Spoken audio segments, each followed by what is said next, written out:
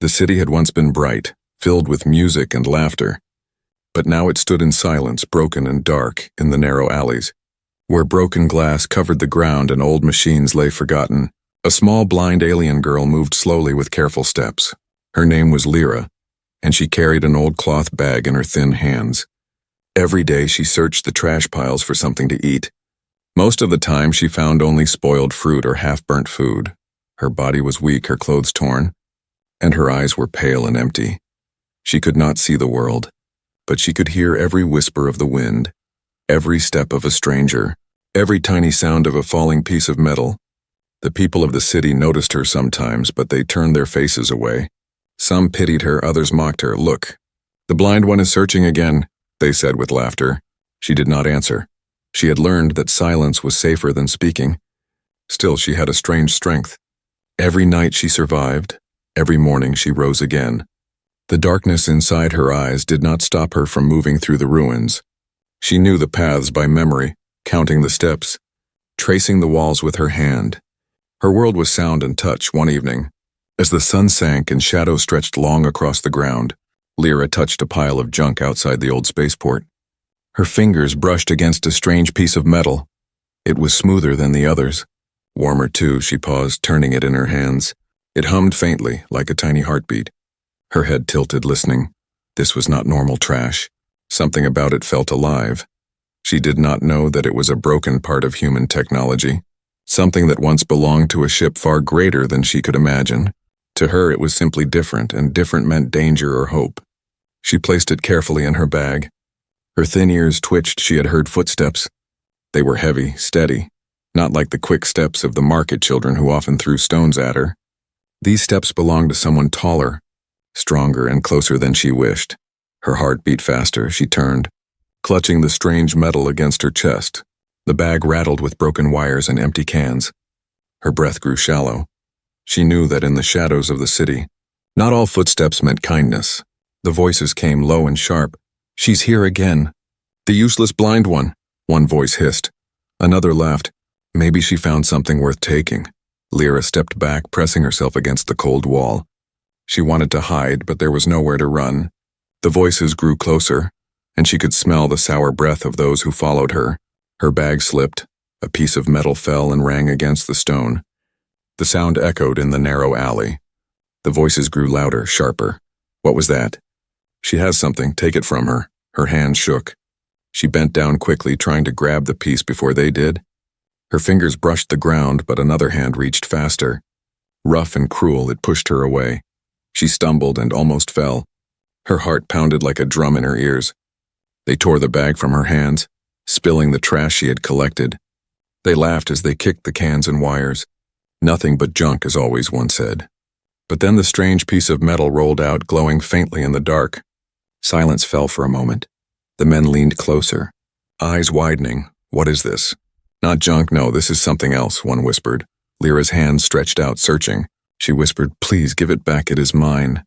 Her words made them laugh harder. "Yours? Blind girl, you don't even know what you're holding." They shoved her aside again, but she did not give up. Her small hands clung to the glowing object. Refusing to let go for the first time in her life, her voice rose with strength. "It is mine," she said again, though her knees trembled. Then another sound entered the alley. Not laughter, not cruelty, but a single steady step. Heavier than the others, the men turned, their mocking faces falling into silence. Lyra froze. Her hands still clutched the strange object. Her ears caught the difference. The new steps were calm, strong, and carried a quiet power. She did not know who it was, but she felt the air change. The men cursed under their breath. "Human," one spat. Lyra's breath caught. She had heard stories of humans. Some said they were monsters, others said they were saviors. She did not know which to believe, but in that moment, standing in the shadows with her treasure in her hands, she prayed the stories of kindness were true. The heavy footsteps stopped. A deep voice spoke, calm but sharp. "Give the girl her bag." The alley fell into silence. The night seemed to hold its breath, and Lyra, blind and trembling, held tighter to the strange piece of metal, not knowing that this moment would change her life forever. The men froze in the alley, their rough laughter gone. The shadow at the entrance grew larger as the human stepped forward. His tall figure blocked the last bit of light from the street. His eyes were calm but sharp, his presence heavy like a mountain. Lyra could not see him, but she felt him. She sensed the sudden silence in the voices of those who had mocked her. She could hear their breathing change. Shaky and uneven, she knew they were afraid. And if they were afraid, then whoever had come was powerful. "Give the girl her bag," the human repeated. His voice was steady, not loud, but it carried command. One of the men spat on the ground. "This is none of your business." "Human," he said. His words were brave, but his voice betrayed fear. The other man looked down at the glowing piece of metal in his hands. Torn between greed and caution, the human took another step forward. The ground seemed to echo under his boots. "I said, give it back," he repeated. His hand moved slightly. And though he carried no visible weapon, both men stepped back. Lyra crouched low, holding tightly to the corner of the wall. She could not see the scene, but she could hear every breath, every shuffle of feet. She could feel the change in the air. It was no longer filled with cruelty, but with tension. Finally, the men cursed under their breath and tossed the bag roughly to the ground. The glowing piece of metal clanged against the stone. Rolling toward Lyra's hands, she snatched it quickly, pressing it close to her chest. "Keep your trash." "Blind one of them sneered, but they did not dare stay. With nervous glances at the human, they turned and hurried out of the alley. Their footsteps faded into the night, leaving silence behind. For a long moment, Lyra stayed still. Clutching the object, she waited, uncertain if the human would leave too. Her people told stories of humans. Some said they were ruthless conquerors. Others said they had saved worlds. Which story was true? She did not know. The sound of movement broke her thoughts. The human bent down, picking up some of the scattered pieces of her collection. His hands were careful, not mocking. He placed the things back into her torn bag, and then he spoke. "You should not be here alone," he said quietly. Lyra trembled. Her voice came out small. "I have nowhere else to be." The human paused. His eyes softened as he looked at her. She was small, thin, and fragile. Her pale eyes showed no light, but her hands clutched the bag with determination. He crouched to her level. His voice grew gentle. "You are blind," he said. Not as an insult, but as a truth. Lyra's lips tightened. She had heard those words many times, always with scorn. But this time the words did not feel cruel. They felt like simple understanding. "Yes," she whispered, "but I can still hear. I can still feel," the human nodded slowly, impressed by her courage. "And you collect this junk to survive?" he asked. She hugged the bag tighter. "It is not junk to me. Sometimes I find food. Sometimes things I can use," she hesitated, then added softly. "If I don't do this, I will starve." The human's chest tightened. He looked at the pieces of metal and wires she had gathered. Most people would see them as worthless, but in her hands they were treasures of survival. Her fingers traced them carefully, memorizing their shapes. "You are brave," he said at last. "But no child should have to live this way." His words made her pause. Brave? No one had ever called her that. To most she was weak, useless, a blind beggar. Her throat tightened, but she said nothing. The human reached into his pack and pulled out something. He held it close to her hands. "Here," he said. She touched it carefully. It was soft, warm. Her fingers recognized the shape. It was food. Fresh bread. Her chest rose sharply with surprise. She shook her head quickly. "No, I cannot. I do not deserve it." "Yes, you can," the human said firmly. "Eat." Her lips trembled as she lifted the bread slowly. She smelled it, and her empty stomach growled in hunger. She bit into it, tears welling in her pale eyes. The taste filled her mouth, warm and real. For the first time in many days she felt full. "Why?" she asked between bites. "Why would you give this to me?" The human was silent for a moment. Then he answered simply, "Because no one else will, and because I see something in you that they do not." Lyra's head tilted, confusion and hope mixing in her heart. "See? But I cannot see," she whispered. The human's lips curved into a small smile. "Sometimes the eyes are blind, but the heart is not," he said. His words sank deep into her. She did not understand everything, but she felt something she had not felt before. Safety. He did not mock her, he did not strike her, he gave her food. He gave her words that felt like light. The night around them was still dark, but for Lyra something had changed. She clutched her bag of trash close, yet for the first time it no longer felt like trash. It felt like something more. The human stood slowly. "Come," he said. There is more than garbage in this world, I will show you. Lyra hesitated. Her fingers traced the glowing piece of metal once more. She took a small step toward his voice. Unsure but curious, in the shadows of the ruined city, a blind alien girl and a human stranger began a path that would change both their lives. The next morning, the city awoke with the same dull silence. The broken towers stood like bones against the pale sky. Smoke from cooking fires drifted above the alleys. But for Lyra, the world felt different. She walked carefully with her bag, but this time she was not alone. The human walked beside her, his step steady, his presence strong. His name, she had learned, was Daniel. He spoke softly, not like the harsh voices of the locals. He guided her away from the cruel streets toward the quieter edge of the city. Lyra followed his voice, counting her steps, her fingers brushing the walls. She did not understand why he stayed, but her heart told her not to fear. Daniel carried her bag of collected scraps. When he emptied it onto the ground, Lyra's heart sank. She thought he would laugh at her, call it useless like everyone else. But he knelt and began touching each piece with interest. "You gathered all this by yourself?" he asked. "Yes," Lyra said, her voice small. "I remember the shapes by touch. I know where to find them."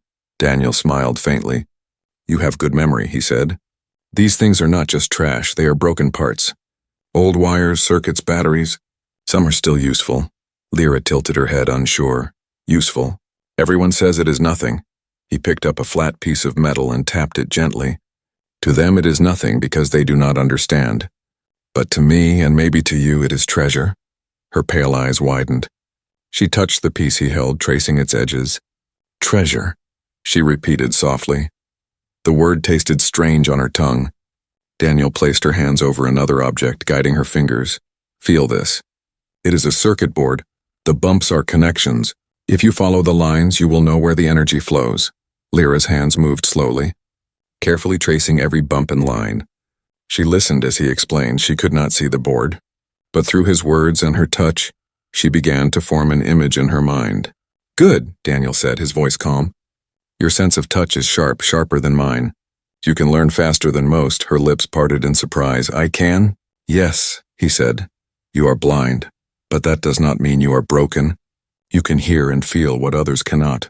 That is a gift." Her chest tightened. She had never thought of her blindness as anything but weakness. For the first time, someone spoke of it as strength. A tiny spark of pride flickered in her heart. Daniel continued. He placed wires, batteries, and scraps in front of her, guiding her hands. He explained each part, what it could do, how it could connect. Lyra listened closely, her fingers moving like they had always belonged there. Hours passed. The alley around them was filled with soft clinks of metal and Daniel's calm voice. Slowly, with his help, she began to build something simple, a tiny lamp powered by scraps. When Daniel touched the final wire to the battery, light glowed faintly. Lyra could not see it, but she gasped when she felt the warmth against her hands. "What is it?" she whispered. "A light," Daniel said gently. "Made from what others throw away." Her hands trembled. She leaned close, feeling the faint heat of the glow. Her lips curved into a smile, a rare smile. "Light," she repeated, the word soft and full of wonder. Daniel looked at her and saw more than a girl surviving in shadows. He saw someone ready to rise, ready to learn. He saw that her blindness did not stop her. It sharpened her in ways others could not understand. But not everyone thought the same. As they worked, whispers spread in the streets. People noticed the blind girl walking beside a human. They saw her holding strange parts, heard rumors that she was building something with him. Some laughed, others grew suspicious. "What is he doing with her?" they asked. "Why waste time on a useless child?" Daniel ignored them. His focus was on Lyra. But Lyra heard every cruel word. Her ears could not miss them. She lowered her head, whispering, "They hate me." Daniel shook his head firmly. "No, they fear what they do not understand, but one day they will see. Just as you are learning to see in your own way." Her fingers tightened around the glowing lamp. For the first time, she felt as if she held proof that she was not useless. Proof that she could create, not just survive that night. Daniel guided her back to a safer place to rest as she lay down. Clutching the small lamp, she whispered, "You showed me it is not trash. You showed me I am not trash." Daniel's heart ached at her words. He placed a hand on her shoulder. "Remember this, Lyra. You are treasure and you always were. You just needed someone to remind you." Her lips trembled as she held back tears. She whispered softly, "Thank you." The night wrapped around them, but for the first time Lyra felt warmth in the darkness. She did not know what Daniel planned, but she knew one thing. Her life was changing, and it began with his hands guiding hers. Days passed, and every morning Lyra followed the sound of Daniel's steady steps. Her world had always been silence and darkness, but now it was filled with new lessons. Every scrap she touched became something more when he explained it. The hum of a battery, the sharp edge of a wire, the smooth face of a circuit, all of it made sense through his words. But Daniel carried a secret. Each time he looked at her pale, sightless eyes, his heart tightened. He could not accept that she would spend her whole life in darkness. He knew he could not restore her natural sight. But maybe, just maybe, he could give her another kind of vision. Late at night, while Lyra slept, Daniel worked. He sat beside an old lamp, piecing together wires, sensors, and broken lenses. He used parts that Lyra herself had collected, treasures that others had thrown away. His fingers moved with quiet determination. He had built machines before, but this time his heart guided him more than his mind. By morning, his eyes burned with lack of sleep. But his hands held a strange shape.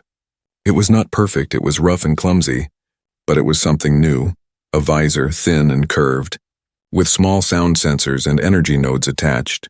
It would not give her true sight, but it could map her surroundings with sound, turning echoes into images in her mind.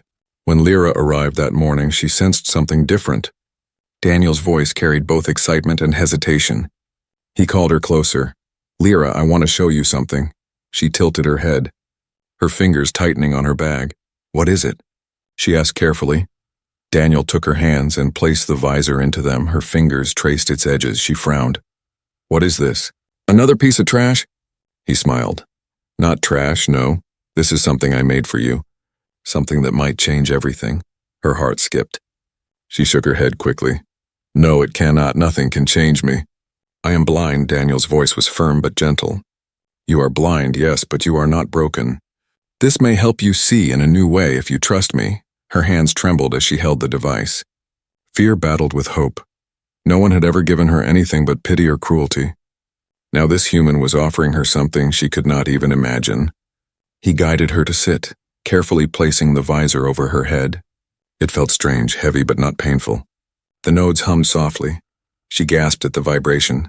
"Close your eyes," Daniel said softly. "Now listen, do not fight it. Let the world come to you. At first, there was only darkness as always, but then something changed. A faint outline appeared in her mind, blurry and shifting. She could sense the ground, the walls, even Daniel's tall shape standing in front of her. It was not sight as others knew it, but it was a world beyond shadows." Her lips parted in shock. I can feel it," she whispered. "The wall. The chair. You." Daniel's chest swelled with relief.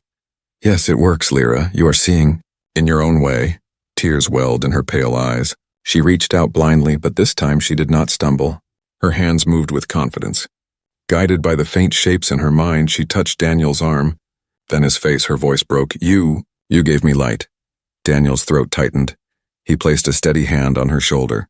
"Not light, Lyra, but something close. You gave me the pieces. I only built what you already had inside you." Her tears fell freely. She clutched the visor, her voice shaking. "All my life. They said I was useless, broken, just trash, but you saw me. You made me more." He shook his head. "No, Lyra, you were always more. I just helped you see it."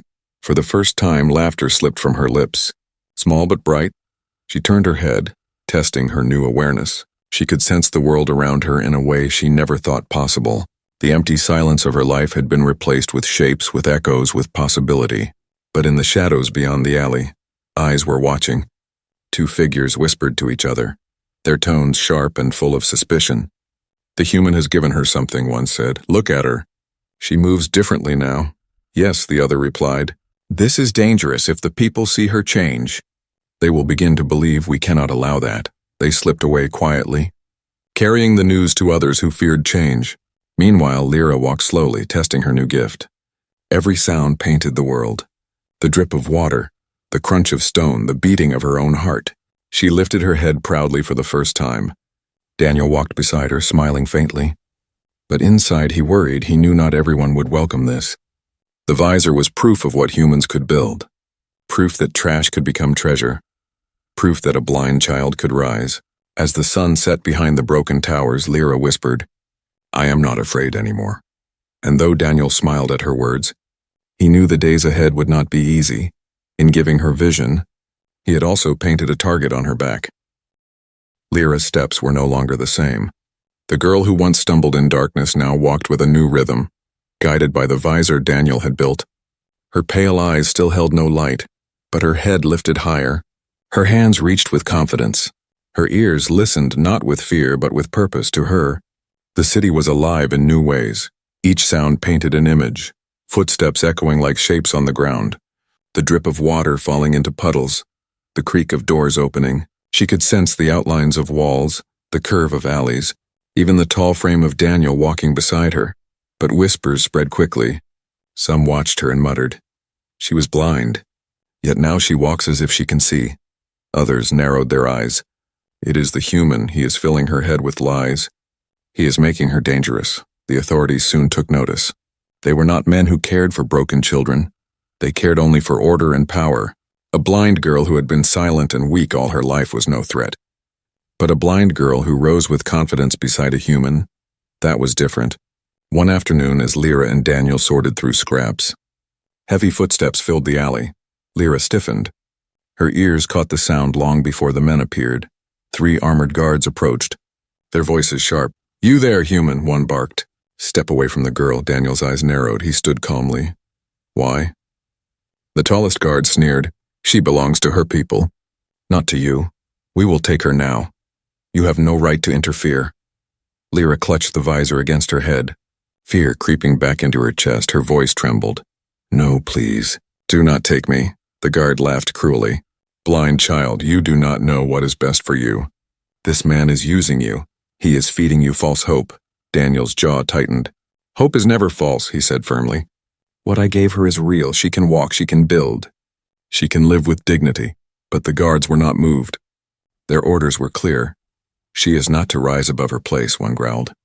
"Trash belongs in the dirt, and you, human, should leave before you cause trouble." Lyra's heart pounded. She stepped closer to Daniel. "No," she whispered, her voice trembling but firm. "I will not go with them." The guards exchanged surprised looks. For the first time, the blind girl spoke back. Her words were weak but carried something they feared. Defiance. "Listen to her," Daniel said, his voice like steel. "She chooses her own path." The tallest guard stepped forward, grabbing for Lyra's arm, but she pulled back quickly, guided by the faint outline his movements made in her new vision. For the first time, she dodged instead of stumbling. Daniel stepped between them. His tall frame blocked the guards, his voice low but powerful. "Touch her again, and you will regret it." The alley grew tense. People gathered at the edges, curious eyes watching. They whispered to each other. "The blind one resists. The human protects her. Maybe she truly has changed." The guards noticed the murmurs. Their frowns deepened. If the people began to believe in the girl, control would weaken. That could not be allowed. "This is not finished," the leader spat. "You think you saved her, but you only cursed her. The council will hear of this, and both of you will answer for it." With heavy steps, the guards withdrew, their eyes burning with threat. The crowd slowly melted back into the streets, but their whispers remained, spreading like fire. Lyra's hands shook as she clutched the visor. "They will take me away," she whispered. "They will destroy this." Daniel knelt beside her, his hand steady on her shoulder. "Not if we show them the truth," he said. "Not if we prove that what you carry is not a curse, but a gift." Her pale eyes lifted, confused but hopeful. "How?" He looked at the scattered scraps around them, his voice calm but full of certainty. "You have collected treasures for years without knowing. Together we will build something they cannot deny, something that shows your worth, something that helps everyone." Her lips trembled. She wanted to believe, but fear still clawed at her. "And if they do not believe?" Daniel's gaze was firm. "Then we will fight with what we have, light against darkness, hope against fear. And I promise you, Lyra, you will not face them alone." Her small hand reached for his, trembling but strong. For the first time in her life, she felt more than survival. She felt belonging but far away. In the halls of power, the council already whispered, The blind girl has risen, they said. The human has given her fire. If this continues, the people will follow her instead of us. The decision was made. The girl and her human protector had become a threat, and threats in their eyes had only one answer. The threat of the guards lingered like a shadow. But Daniel did not stop. He worked harder and he pushed Lyra to believe in her strength. Together they gathered scraps from the ruins, broken metal sheets, cracked batteries, and shattered glass, each piece that others called trash. Daniel saw his potential. Lyra learned quickly. Her sharp memory let her recall every shape, every connection. When her fingers traced the lines of a circuit, she knew exactly where it should connect. Daniel was amazed. She did not need eyes. Her hands and her ears built images in her mind that were clearer than most sighted engineers. One afternoon, Daniel said, "We are going to build something greater. Not just for you, but for all of them. Something they cannot ignore." Lyra tilted her head. "Something for the city?" "Yes," Daniel said. "Something that will bring light to everyone. Something that proves trash can be treasure." For days, they worked without rest. Lyra soldered wires by touch while Daniel adjusted the harder parts. They pieced together an energy recycler, an old design Daniel remembered from human colonies. It could take broken batteries, spent power cells, and scraps of metal, and turn them into usable energy. It was not easy. Sparks burned their fingers. Mistakes forced them to start again, but Lyra never gave up. Each failure made her more determined. Her pale eyes may have been blind, but her spirit burned brighter than anyone Daniel had ever met. When the machine finally hummed to life, Lyra's face turned toward it. She could feel the vibration, hear the gentle thrum of energy. "It is alive," she whispered. Daniel nodded, pride in his voice. "Yes, and you brought it alive." Word spread quickly. People came to see. At first they laughed. What can a blind girl and a human do with junk? But when Daniel connected the machine to an old light post, the impossible happened. Light flooded the dark street. Gasps filled the air. For years, the alleys had been dark and broken. Now, light poured over the ruins. Bright and clean, children stepped forward, touching the post with wonder. Old men blinked against the glow. Women whispered, "She did this?" The blind one. Lyra stood beside the humming machine, her thin hands resting proudly on its side.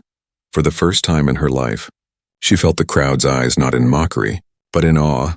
Her chest swelled and her lips curved into a small smile. "It is not just for light," Daniel explained to the gathering crowd. "This machine can recycle waste. It can clean water. It can give energy to homes. The pieces you throw away are treasure, and this girl knew their worth before anyone else." The whispers grew louder. People nodded, some even clapped, and slowly, the laughter turned to respect. But the authorities arrived too. Their heavy boots echoed as they pushed through the crowd. The same guards from before stepped forward, eyes sharp. The leader barked, "Enough!" "Shut this down at once." The people hesitated, fear creeping back into their eyes, but Lyra lifted her head, clutching the visor Daniel had given her. Her voice rose, trembling but strong. "No, we will not shut it down. This light belongs to everyone." The guard sneered. "You are nothing, a blind child playing with trash. You do not decide what belongs to the city." But an old man stepped forward from the crowd. His voice shook but carried weight. "She gave us light, you never did." "You only take," a woman added.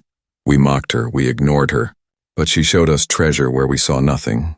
One by one, more voices joined. "She is not useless. She is the reason this street shines." The human helped her, but it was her hands that built it. The guards faltered. They had not expected the people to side with her. Daniel placed a steady hand on Lyra's shoulder, whispering, "This is your moment, speak to them." Lyra's heart pounded. Her lips trembled, but she stepped forward. Her pale eyes lifted toward the crowd. Her voice rang clear. "All my life you called me trash. You laughed when I searched the garbage to survive, but this city is drowning in trash. And now you see what it can become, treasure, light, life." Silence followed her words. Then the crowd erupted in cheers. The guards stepped back, their authority weakened. They could not silence her without silencing the voices of all the people. For the first time, Lyra felt the weight of belonging. The people looked at her not with pity or scorn, but with respect. She clutched the humming machine and whispered, "I am not broken. I am not nothing." Daniel looked at her with quiet pride. "No, Lyra, you are the spark," he said. But far away in the council chamber, anger brewed. Reports of the girl's triumph spread quickly. The rulers spoke in hushed tones. She turns the people against us, the human feeds her strength. If she is not stopped, she will lead them. And so, in the bright glow of the recycled light, while Lyra stood tall for the first time, the council prepared their next move. For them, this blind girl had become more than a nuisance. She had become a symbol, and symbols in their eyes were dangerous. The glow of the recycled light burned through the night. It spread across the street, through windows, over broken stones. It was more than light, it was proof. Proof that hope could rise from trash. Proof that a blind girl could bring change. But in the halls of the council, anger grew like fire. The people cheer for her, one leader spat. They whisper her name. They no longer fear us, another pounded the table. This must end. Before she becomes more than a symbol, orders were given. Guards marched through the city with heavy steps. Their task was clear: destroy the machine, silence the human, and break the blind girl's spirit. That night, when Lyra and Daniel returned to the street, they found the crowd waiting. Men, women, and children stood beside the humming recycler. Protecting it, they whispered to each other. The guards will come. They want to take it away. We cannot let them. Lyra clutched her visor, her heart beating fast for the first time. She was not hiding in an alley. She was standing before her people, and they looked to her not with scorn but with trust. The guards arrived, weapons in hand. Their leader shouted, "Step aside. This machine is forbidden. The girl is forbidden. Anyone who resists will be punished." The crowd wavered, fear pulling at them. The guards had power, weapons, and the council behind them. But then Lyra stepped forward. Her pale eyes faced the soldiers, her voice steady. "No," she said. The crowd gasped. She had spoken a single word, but it was enough to stop the guards in their tracks. "No." The leader barked, "You dare defy us?" Lyra lifted her chin. "I was blind, I was weak. You all left me to starve, but this human showed me the truth. He showed me that trash has value, and so do I. I am not your nothing. I am not your dirt, I am treasure. And so is every broken thing you throw away." Her words rippled through the crowd like fire. People shouted, "She is right. We are tired of darkness when we will not step aside." The guards grew uneasy. Daniel stepped beside Lyra, his voice calm but strong. "If you want to destroy this, you will have to go through us all." The crowd moved closer, shoulder to shoulder, protecting the girl and the machine. For the first time, the people stood united, not in fear but in hope. The leader of the guards growled, but he saw the truth. They were outnumbered. If they forced violence, the city would erupt, and deep in his eyes, even he knew, the blind girl had already won. With clenched fists, he spat on the ground. "This is not over," he hissed, and the guards withdrew, their threats echoing but their power broken. Cheers rose from the crowd, voices shouted Lyra's name. They lifted their hands toward her, as if she were the light itself. Tears filled her pale eyes. She whispered, "They see me, they finally see me." Daniel placed a hand on her shoulder, his voice full of pride. "Yes, Lyra, they see what I saw from the beginning." In the days that followed, the recycler machine spread to other streets, each one powered by scraps, each one a beacon in the dark. And with every light that turned on, people remembered the blind girl who once searched for food and garbage. They remembered her words, trash was treasure, and so were forgotten lives. Lyra became more than a survivor. She became a teacher, guiding children with her hands, showing them how to turn broken wires into power. She told them, "You do not need eyes to see. You only need to believe." The council tried to send more threats, but it was too late. The people no longer bowed. The people had hope, and hope was stronger than fear. One evening, as the sun set behind the broken towers, Lyra stood on a rebuilt street, the lamps glowing bright. She held her small visor gently. It was not perfect, but it was her first vision. Her first gift. Beside her, Daniel looked at the light spreading across the city. He smiled. "You gave them more than light, Lyra. You gave them courage." She turned her head toward him, her pale eyes wet with tears. "No, you gave me courage. Without you, I was nothing." Daniel shook his head. "No, you were always treasure. I only brushed the dust away so everyone else could see it." The wind carried the laughter of children, the hum of machines, the voices of people filled with life. Lyra lifted her head proudly. For the first time, she felt not like the blind girl in the shadows, but like the spark that lit a city. Her story spread, told in whispers and songs. In the glow of every lamp, they called her the light of the broken streets, the girl who turned trash into treasure, the child who showed that even in darkness, there was worth. And as the stars lit the sky, Lyra stood with Daniel, her small hand in his, her voice soft but filled with strength. The world said I was blind, but now I see more than they ever will.